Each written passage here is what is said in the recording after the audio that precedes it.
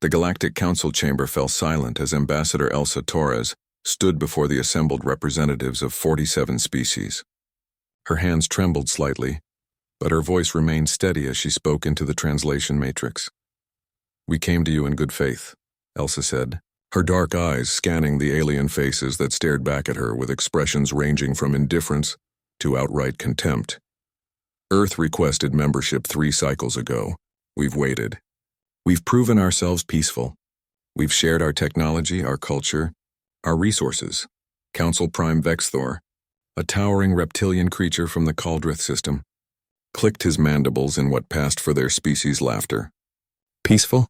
Humans are a plague. Your world spawned more conflicts in a single millennium than most species experience in their entire existence. That was our past, Elsa countered. We've evolved. We've united. United? Another counselor, a gelatinous being named Orpheus 9, pulsed with bioluminescent mockery. You united only when you discovered you weren't alone in the universe. Fear drove your cooperation, not enlightenment. Elsa felt the weight of humanity's hopes crushing down on her shoulders. Back on Earth, billions watched this transmission, waiting to hear if they would finally be welcomed into the galactic community. She had promised them she would succeed. The Council has made its decision, Vexthor announced. Humanity's application for membership is denied. Furthermore, we have determined that Earth poses a potential threat to galactic stability. Effective immediately, a quarantine zone will be established around your system. Any human vessel that attempts to leave will be destroyed.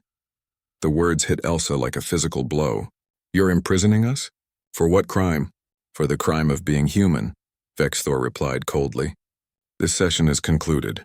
The transmission cut abruptly. Elsa stood alone in the empty chamber, the echo of her racing heartbeat the only sound. They had been betrayed. Humanity had extended a hand of friendship, and the Council had responded by building a cage. 6 months later, Commander Leo Chen sat in the captain's chair of the UES Prometheus, humanity's first true warship, built in secret over the past decade. Around him, the bridge crew worked in focused silence as they prepared for what would become the most significant military operation in human history. Status report, Leo commanded, his jaw set with determination. All fleet elements are in position, sir, reported his tactical officer. 247 capital ships, 4,000 support vessels, and over 1 million crew members ready on your order. Leo activated his comm system. This is Commander Chen to all fleet captains. I want you to understand what we're about to do. The Galactic Council thought they could cage us, thought they could treat humanity as a threat to be contained rather than a partner to be welcomed. They were wrong about our intentions, but they were right about one thing. We are a threat, not to the innocent, but to tyrants who believe they can dictate the future of our species. He paused, letting his words sink in across the Armada. When we were cavemen, we looked at the stars and dreamed. When we built our first civilizations, we looked at the stars and wondered. When we achieved spaceflight, we looked at the stars and hoped. Today, we look at the stars and we take what is rightfully ours. Our place among them earned not through permission, but through our own strength. Let's show the Council what happens when you betray humanity. All ships, initiate jump sequence. The fabric of space twisted and tore as Earth's Armada emerged from faster-than-light travel directly outside the Council's primary station. Alarms blared across 40 systems as alien species suddenly realized the primitive humans they had dismissed had developed technology that rivaled their own. Leo's communication came through on every frequency. Galactic Council, this is Commander Leo Chen of the United Earth Space Force. You betrayed our trust. You imprisoned our world. Now you will answer for your crimes. Vexthor's face appeared on the view screen, his reptilian features twisted with rage and something else. Fear. This is an act of war. The combined forces of the Council will do nothing, Leo interrupted. Because you've grown complacent. You've forgotten what it means to fight, to struggle, to survive against all odds. Humans never had that luxury. We've been fighting since we climbed down from the trees, and we've gotten very, very good at it. The Council fleet moved to intercept thousands of ships against humanity's hundreds. But Leo had studied every battle the Council had ever fought, analyzed every tactical doctrine, understood every weakness. Humanity had something no other species possessed. Generations of military innovation born from constant warfare. now focused with singular purpose.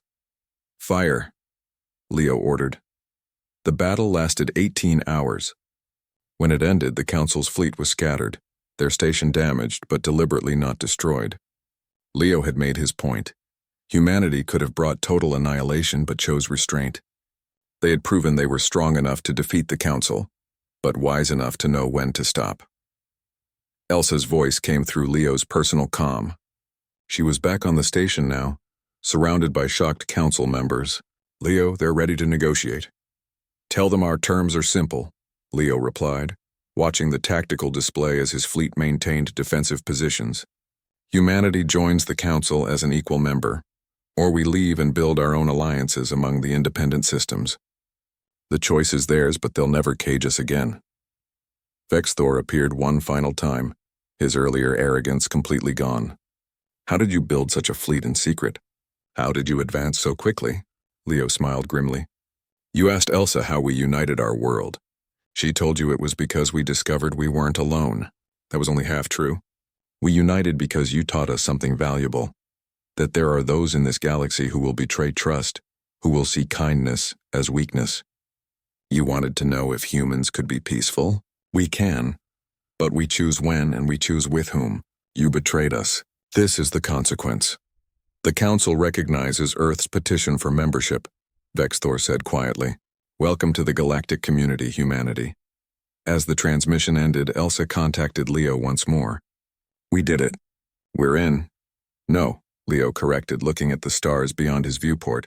"They let us in because we proved we didn't need their permission. Remember that, Elsa.